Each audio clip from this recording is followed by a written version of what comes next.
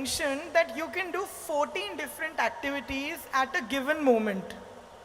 So we all are very curious to know how can we achieve such prowess over both body and mind? Oh, whoever said this, I didn't say anything like that. Anyway, do you have a liver Yes, I do. functioning? Yes.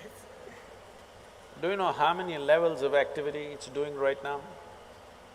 What the liver is doing is far more complex than what your brains are doing right now, do you know this? A brainless liver, if it can do so many things, a brained pranit, how many things? No, I was only talking about not activity per se. Yes, activity is also possible. So you must understand this. On a round planet which is spinning right now, hello? Are you on a round planet? Spinning? Most people don't understand this unless, they get sozzled out with something or they get some ailment. Suddenly you see, planet is round. Do you know how complex an activity it is for a human being to walk at a certain latitude on a round planet which is spinning and which has magnetic forces working upon you all the time? It's an extremely complex process. You ask a child who is, let's say, 1 year of age, he knows how complex it is. Have you seen? But the moment you learn to walk, you assume that it's nothing, walking is nothing and you're sick of walking, you want to drive a car, you want to ride a motorcycle. But walking is such a complex process, not 14. 1,000 different functions, your knees and your brains and the fluids in your body, all of them are doing all the time. If only you could conduct these things consciously, you would be doing 1,000 things. Anyway, you're doing it. But if you could conduct this consciously, you would do 1,000 things at a time. So I was only talking about different channels of mind, which you don't have to actually conduct, you just have to initiate and leave. It will go on. For you to think about your neighborhood girl, do you have to initiate action every time? No. Once you look at her, it just goes on by itself. Why? Because you're drawn to it.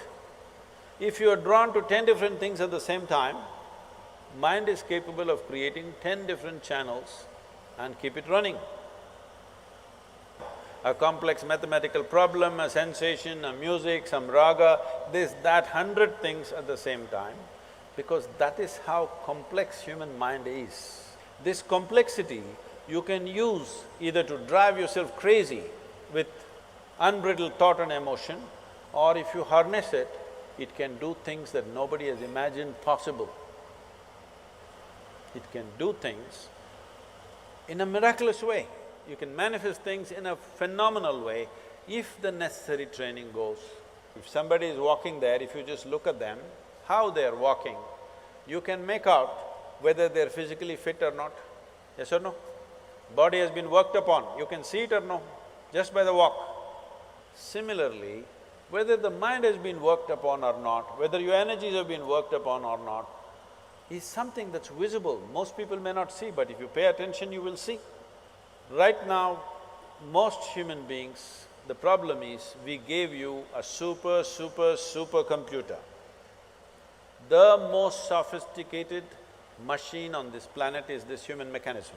I am asking you, have you read the user's manual? Hello? No. When you're going to read it? On the last day? When I see this ridiculous stuff, people reading Gita when people are dying, I say, you're reading the user's manual on the last day, what's the point?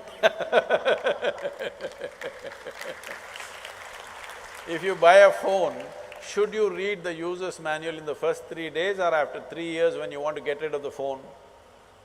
Huh? You must read it in the first 3 days. So I'm not asking you to read a scripture. Well, this is a living scripture. Should you not become competent to read the scripture, understand what is the nature of this, what is the full potential of it and explore this? Because this life is not about this or that.